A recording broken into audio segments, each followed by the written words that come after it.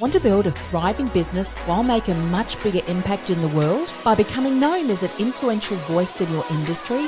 The choice versus just a choice with your ideal client? That's exactly what you're going to learn as I interview business experts, industry thought leaders, and entrepreneurs who are in the trenches making their mark so you can too.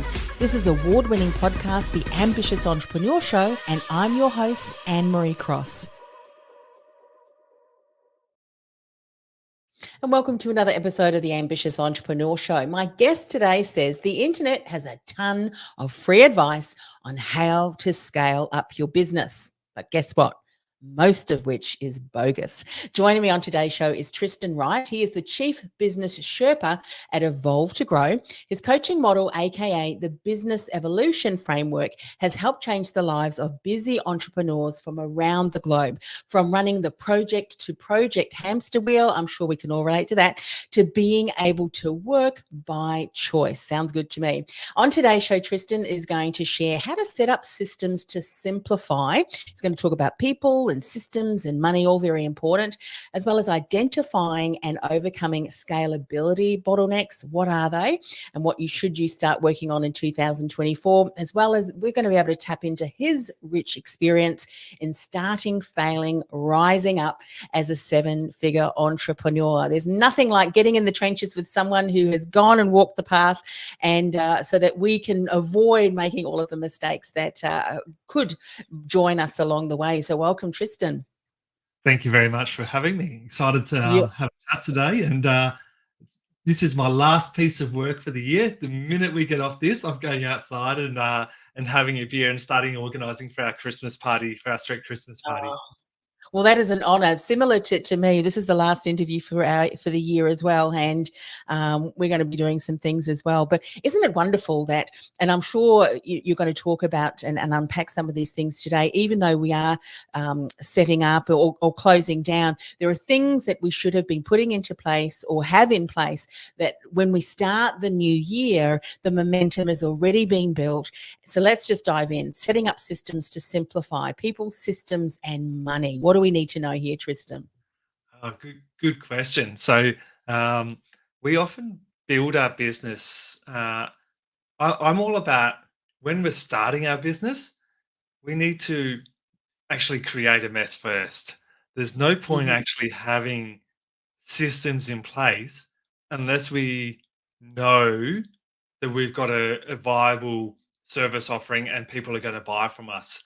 So systems, simplifying your business, it's different for different stages of business. So if you're a startup, you're sub 300, sub 400,000, don't worry about systems to start with. Let's just validate your offer.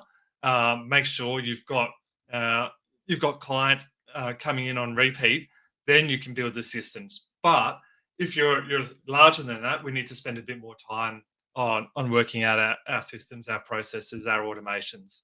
When you are transitioning from and you are starting to see that the product, the service, the program that you've got, and it really is making an impact, so you want to start scaling, do you find that entrepreneurs, business owners, typically they know the signs to, hey, we really need to start streamlining, and what is their attitude towards it? Because and I'll share why I'm asking this question. I spoke to someone just this week that said they are a victim of their own success because their business had started to grow, and then all of a sudden, because they didn't have the right systems in place, the feedback from clients now is that they're unhappy, they're not generating the results that they were promised. And so there's a fine balance, isn't there, when you really do need to have these systems in place?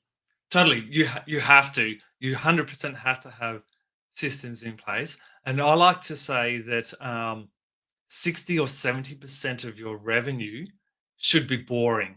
And what I mean by boring, it's on repeat. It's recurring revenue that you can have an SOP, standard operating procedure, for that that can be done by most people in the business. If someone's sick, someone else can step in to do it. So as a business owner and an entrepreneur, we often like to chase shiny objects and bring in new service offerings or upgrade. But we often do that at the cost of sustainability within the business. So Mm. a lot of my clients that I work with, I'll say, let's make the business boring first.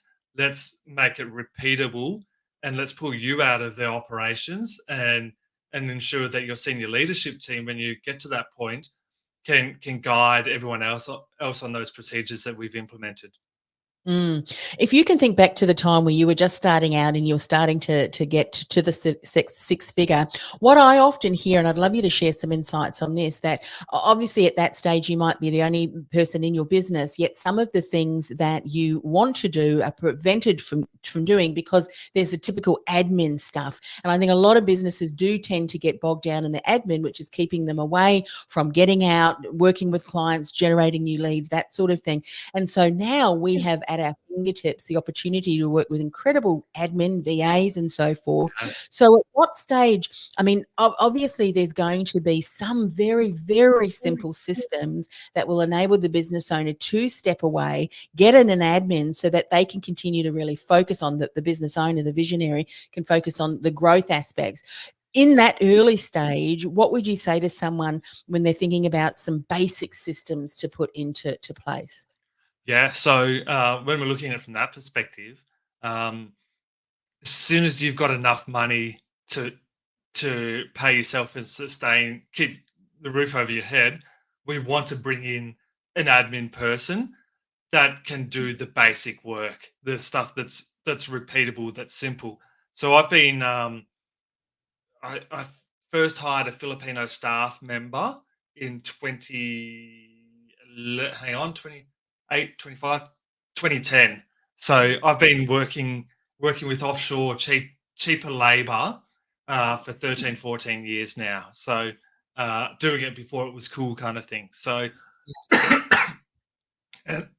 sorry, the No, reason I that's was all doing right. the reason I did that was because when I set up my first business, I was still working a full-time day job. Yeah. So I needed to get the best bang for buck for my time.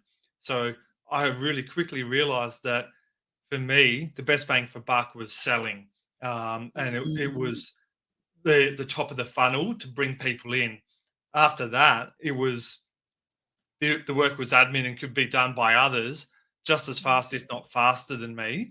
And I was able to scale a lot quicker that way. That's what Mm. allowed me to get to just over 300 grand revenue per annum before I even went full time on the job on that business. So Yeah. because I had offshore staff members doing, let's say, the grunt work. Yes. And, that grunt work, when we talk about admin and things like that, that's very important things, getting out contracts to new clients and so forth. But one thing that I will mention, because I've used and I've known a lot of people who have used offshore team as well, they're really skilled in their abilities. And so when you say it's a lot cheaper compared to if you hired someone here in Australia, the value you do pay those offshore staff for them is amazing. You're actually Totally. hiring someone and employing someone and allowing them to support their family, which otherwise they would not have available to them were they just to rely. So I think, when someone hears that, oh, actually you are hiring someone, you're helping them to support the family, and it's wonderful. It's a win-win for everyone, isn't it? My personal perspective is we're no better or worse than someone in the Philippines or India. My labor hiring someone in Australia is no different to hiring someone in the Philippines. Everyone deserves the same opportunity. So why should we limit ourselves to hiring in Australia or New Zealand if we can get the same skill set internationally? My mindset is that pay a tiny bit above market rate because for an international staff member, we're still getting it cheap, but we're giving back to them as well. So Mm. uh, like there's a lot of people that are still 50-50 about offshore staff, international staff, but I think treat everyone equally.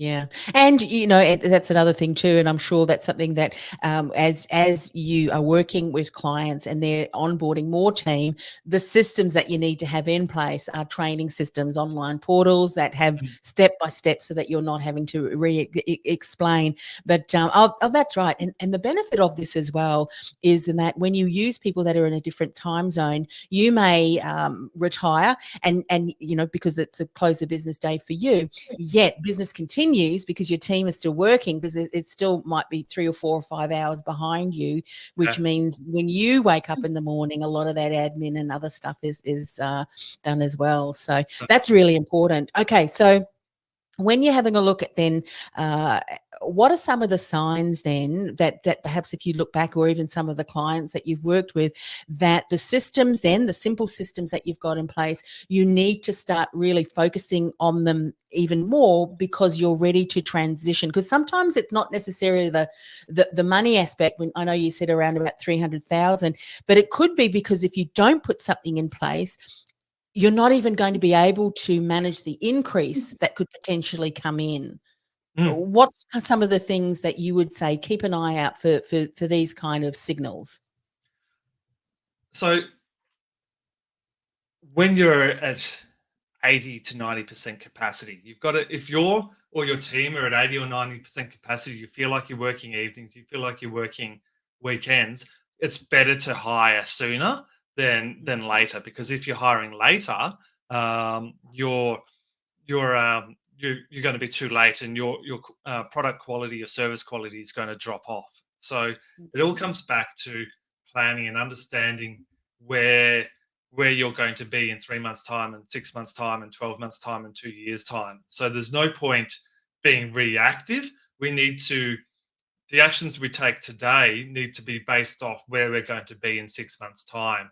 We Mm, shouldn't be taking actions today based on where we are today. So we need yeah. to be taking actions on where we know we're going to be in 3, 6, and 12 months' time. And that's important, isn't it? I think as the CEO of your business, you've got to kind of have that foresight as to know where you're going, but also to ensure that what's in place as far as those systems and tools. And that's what I want to talk to you about a little bit as well, because sometimes you hear business coaches say, "Oh, you need to have this particular tool and that tool and that tool," and by the time you add all of those tools up,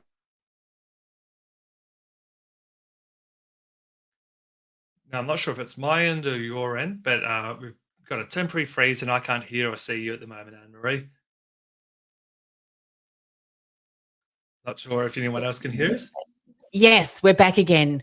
The We're internet back. has not been the same since we had that massive big crash a couple of months ago. I don't know if you noticed, Tristan. What I was saying was, similarly to those bright shiny objects that often we can get sucked into, we can get sucked into tools and technology that we're told this is the next best thing. So, but by the time we add up the monthly investments, when we have that tool and that tool and that tool and that tool, can eat a significant portion of any profits. So, what are some of the tools that have been your go to and that you recommend clients? Look, these are the real basics, but they're really going to support you as you continue to build and scale your business. So, believe it or not, that's a really, really hard question to answer, because there's so many different um, business types. But if we're looking at it holistically, we need somewhere to store our strategy, to store our processes, to store our systems, and to manage our staff. Mm, That's the number one area. So for me, my business and a lot of my clients end up using ClickUp. ClickUp is a project management tool similar to Asana or Trello. It gives it gives the ability to modify it based off the way your business operates. But mm, what's more important, you're talking about bright shiny objects and getting distracted.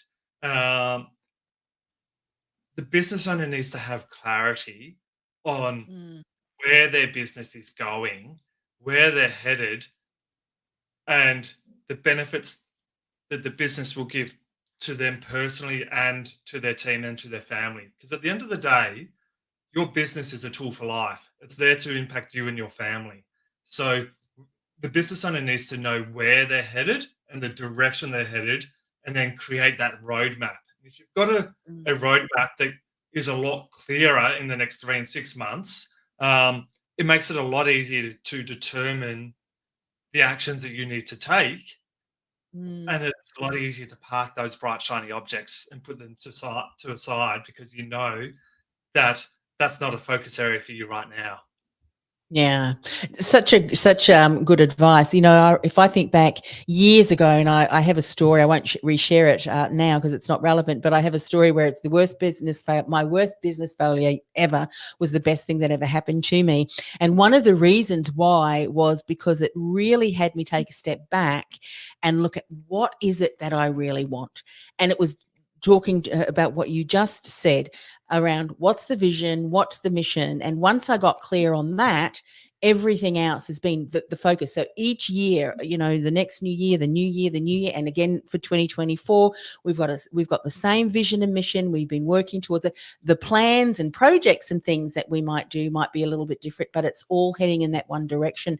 Do you find that a lot of businesses, if they don't have that one clear plan, they're not sure on that, that's when they can get off track and distracted by all of the things going on? Totally. So that's probably 75% of business owners. Yeah. They know how to make some good money, but they're working long hours, they're stressed, their staff aren't happy, and a lot of it's related to the fact that um, they're in a state of constant flux and they don't know what direction they're headed, or they're headed in the general right direction, but they're almost spinning the wheels kind of thing. So, and that's because the business owner, other than growing, the business owner doesn't have enough direction on where they're headed and the impact that they want to have on themselves, their staff, their clients, and their family. Yeah. Tristan, one of the things that we said and we opened the show was that a lot of the free advice that can be found online, unfortunately, is bogus. It's not helpful. Do you find that there are typically one, two, or three, and if there are more than one, let's touch on them. What are some of the things that businesses need to be clear that stay away from this piece of advice because it's going to have you go round and round in circles? What would you say are the top 1 to 3 bogus pieces of advice that you often see on the internet? This is how you scale. I'm sure you've seen a lot of it as well. The reason that's come up is because I've got a pet hate for all the bro marketers at the moment, and all the bro business coaches that have never been a part of a marketing agency, have never run a business, and they're trying to give advice to others, and they can't even run their own. They never actually had real world experience. So. Mm. And it's actually damaging the marketing space. It's actually damaging the business coaching, the advisory space, because we're getting lots of late 20-year-olds, early 30-year-olds that think they've got business experience or think they can do a short-term course and then give Mm. lots of advice off the back of it. So rather than just a piece of information, it's the number one thing is actually understand the results that the person that you're looking into or researching, actually understand the results that they've achieved for themselves and for their clients. And if there's no real world results, they're probably just rehashing something that they've learned from their 7-figure mentor or their 8-figure mentor. Yes. So as you said, look behind the fancy websites and the fancy things that you're seeing. That's so true. One of the things I think that positions well for and moving forward, and this is something that I'm noticing and we're really recommending our clients, and love your feedback on this. People who have had real world experience and have a depth and a width of expertise and rich information that they can share, they are very uniquely placed to be able to provide real world and real results generating and insights. And what's really important to stand out in a crowded marketplace is to have a really clear understanding about how you're positioning it, so that you don't sound like everybody else. Would you say that that's really true moving forward in 2024? You have to really be clear on what it is that your value, you said, absolutely so true. And you need to be really clear on how you're going to position that message so that it doesn't just sound like everybody else. What do you It's say to totally. It's the age-old adage that there's riches in the niches. Using the American terminology, you need to know, in Australia, niches. We need to know who our niche is, what our niche's pain point is, and we need to tell them how it's going to be solved and show evidence of how we've solved it previously. So, Yes. um, so you need to know who you're talking to, who's your audience, what your audience's pain points are. Um, what it is that they want to achieve, uh, how you're going to achieve it, and how you've achieved it previously. So you use that So formula. Using that formula makes life a lot easier. yes. And what do you say to people who are relying on AI to write all of their marketing copy and not really bringing their own, voice? Really, they're just relying on what do you say to businesses who are really just relying on AI to do all that for them? I think it's the best idea ever. I'm being controversial here, but Yeah. it's only the best idea ever if you do it properly. The Yes. way 99.74% of people are doing it is terrible. And the way, if you're using AI, just chat GPT and say, write a social media piece like this, it's gonna spurt out crap. So I don't know if I'm allowed to say that, but like we all know, it's really easy to spot a chat GPT piece. So it's not original. It's like in the current economic environment. It's, yeah, yeah. So don't Yeah. Yeah. don't just rely on ChatGPT. Um, if you're going to use AI, do it properly and invest in creating your own model um, that that knows what your tone of voice is, that knows who you are, that knows your framework, uh, the way you teach, the way you educate, the way you run your business, so that the AI bot actually has a personality behind it. So if you do it Mm, properly, that's going to cost you 5 grand though to set something up like that. If you set something up like that, AI is great. But if you yeah. if you just use it as a chatbot, useless. Yeah, and you've got You're to gonna understand what that is for yourself too, isn't it? That a mm, lot of business, I'm glad you answered that way because I believe that too. You can leverage the best of the tool, but you've got to have a real clear understanding of who you are and the experience that you want to create so that you can then leverage the best out of that, as you said, the AI technology, and don't end up sounding like everybody else. We always talk about, I always talk about be unique and uncopyable because nobody has your story, your journey, the blend of expertise. And if you're not clear on what that is, a piece of technology is not going to be able to pinpoint that for you. Let's talk about identifying and overcoming some scalability bottlenecks. What are some bottlenecks that you have perhaps previously had to overcome so that we and anybody else can avoid those as we continue to grow our businesses? what size business are we targeting? What size or what size? Um, yeah, if I think of some of the common the common people that I often will interact with, it's coaches and they're multi-sex and they want to take that to the next level. What are some of the Uh, scalability issues for ego, them? ego. Ego, interesting. Talk more about that. Thinking you're the only person that can do it, and if you give it to someone else, they're not going to do it as good as you. Yes. What are some of the things then that they to help them move past that? Because at up to that stage, I guess we were talking about, previously the business from 0 to maybe 300, a lot of the business tasks, even though they may have maybe one person helping them, they were doing a lot themselves. So basically now Yep. they need to step away from all of that and allow other people to come in. So what's a good place to start? If you're a multi six-figure business owner, you should be valuing your time at, uh, I'm putting this in simple terms.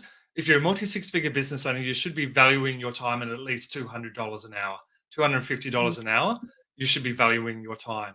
So uh, if we were to hire someone else to support us, and it took them 3 times as long to do a task, as long as it costs you less than $65 an hour, Mm. you're still ahead. So Yeah. because if you think 65 times 3 is 195. So Mhm. uh, so you look at it that way. The person that you get to do the work, they don't have to be as good as you. They just have to save you time so you can go out and make more money. So or you Mm. can go out and grow and scale the business.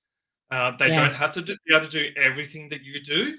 They shouldn't be able to do everything you do, because if they can do everything you do, they'll pick up your business idea and run away with it. So find someone Mm. that can only do 30 or 40% of what you do, and get them to be a subject matter expert in that, and realize that your people that you hire aren't going to be able to jump from one thing to another thing like you, because they're not as invested in the business as you are. So Mm. give them an area to own, let them build that area.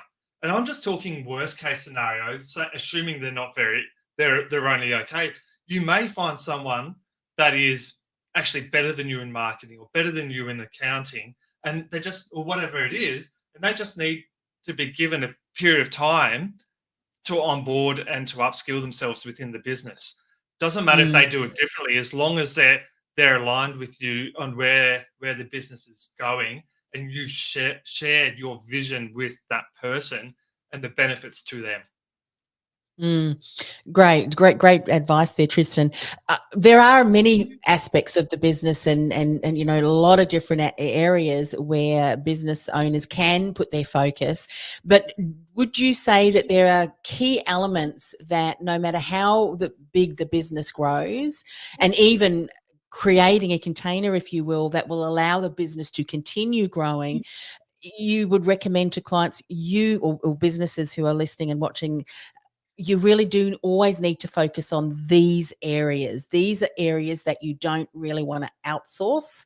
Is it? Yeah. Does that make sense? Yeah, Because maybe yeah, yeah, we think, oh, I've got to focus on this area, but actually, these are the key areas that, as a business owner and CEO, you should always have your oversight yeah. on. So you need to have a few KPIs. You need to measure staff happiness. You need to measure client happiness. You need to measure owner happiness, and you need to measure money in bank. Mm. They're the 4 things you need to worry about. Yeah. Yeah. So if you know all of your staff are happy, tick. That means they're going to be able to deliver to your clients. If you know all of your clients are happy, tick.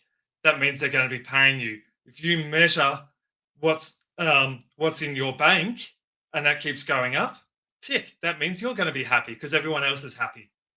So, Hmm. so literally, we want to I'm all about simplification. Um, Yeah. I know I oversimplified your question there, but the business owner needs to be across: are the clients happy? Are the staff happy? And is the money being managed correctly? Yeah. You said, I know that I've simplified it for you, but that is such a great starting place, because if any of those particular areas are not happy, then you can ask yourself, what's happening that is causing, a bit of unhappiness there? What do we need to have in place? What do we need to change? It's a Mm. good starting point, isn't it? And as you That's said, where you sometimes, want to get to. Yeah, yeah, they're yeah. they're literally the main 3 things. if we're looking at them as KPIs, they're your KPIs at the top level that you should be measuring, and then there'll be sub KPIs that build into that, and they're probably Mhm. there. Like, for instance, the money one. What's your average net profit margin month on month? What's your cash flow? What's money in bank? Things like that. Yeah. Clients, are clients getting an ROI? Uh, what's your customer churn? What's the average customer spend? So that would be the next level down in terms of um, of KPIs to be looking at after that. Yeah. And putting some figures on there is important, isn't it? I mean, we've got accountants and CFOs and so forth in our database as well, client base. And so numbers don't lie, do they? Numbers don't lie. And it's so important to track. But how are you finding that a lot of business owners, as soon as you start talking numbers and figures like that, their eyes glaze over, don't they? But it's important to have an understanding, and if not, get an accountant or someone who's able to explain it to you so that you are aware month on month of how you're traveling in your business. And that's not the top level, it's the bottom level. What's the money that can come back into your back pocket? That's the number that counts. We don't care about your revenue number. We care about your net profit or EBIT number.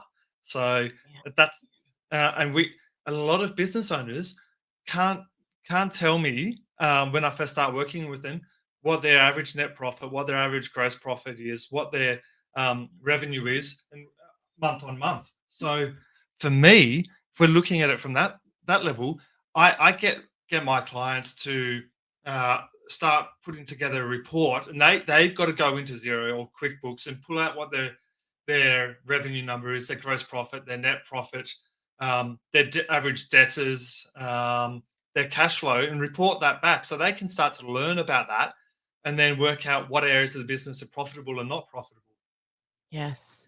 And it's an interesting exercise, isn't it? Because you probably find, and we talk about this quite a bit when I'm interviewing people who've got a finance background, that we often, when we start investigating, we're probably spending way more time promoting and marketing a product or a service that we have our least returns on.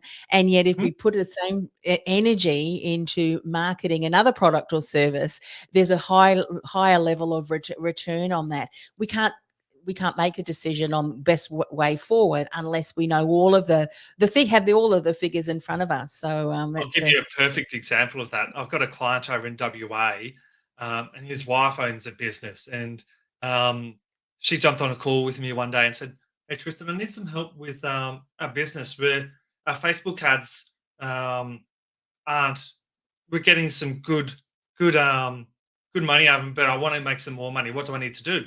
So we jumped in mm, and had a look, and they had two main ad sets. I'm oversimplifying it. That ad set one was a new audience, and ad set two was the repeat audience, people that mm, knew who they were.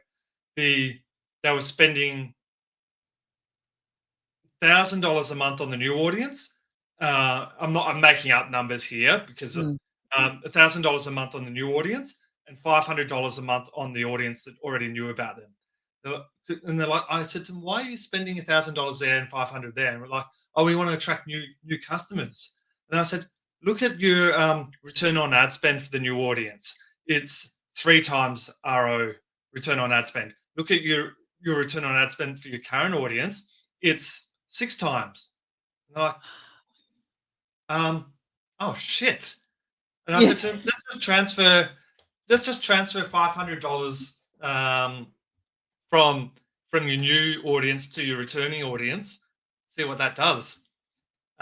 It doubled their sales in 1 week, Wow. and that's literally just because they didn't understand looking at numbers Yeah. and where to invest their It's money. so important. Yeah, one of the principles of one of my current clients, success leaves clues, So does numbers. Numbers don't lie. So you could really, base a lot of your decision making on numbers. And maybe 2024 is the year that people start to really fall in love with their numbers, and because it really can support you in making some great decisions in Mm. your business. Case example, what you've just shared. Look, I know that you've probably got lots of things planned for this afternoon and your holidays as well coming up. And we've really appreciated you taking some time out today to, I know we've just scratched the surface. There's just so many areas that we could continue to talk about today. However, what we do want to encourage people to do, Tristan, if they've enjoyed the conversation, think I need to know a little bit more about Tristan and what he does and how he might be able to help me, what is the best way for them to get in contact with you? Probably the easiest way is just to Google me and type in Tristan Wright or Evolve to Grow. And I'm on LinkedIn, Facebook, website, all of the above. So Tristan Wright, Evolve to Grow. Just search Perfect. that up. Perfect. And I can see that we're streaming to a couple of your accounts as well, and which is great because that's connected to your socials there on Facebook and LinkedIn as well. And you can certainly get in contact there with Tristan. Well, I wish you a very Merry Christmas, a great holiday and New Year. And thanks again for coming on the show. Thank you for having me. All the best. Bye for now. Hey, it's Anne-Marie. Before I go, are you a coach or a consultant who feels like the world's best kept secret? Your experience is vast, yet secretly you're frustrated because despite all of your hard work, you're just not getting the visibility, the recognition, or new clients you'd hope for, and you don't know why? I've created a free resource that'll help you build visibility, generate leads, and enroll dream clients with ease because you're seen as a trusted authority, even in a crowded marketplace. And you've positioned yourself as the choice versus just a choice for your dream client. To get started, go to annemariecross.com/gift. That's annemariecross.com/gift.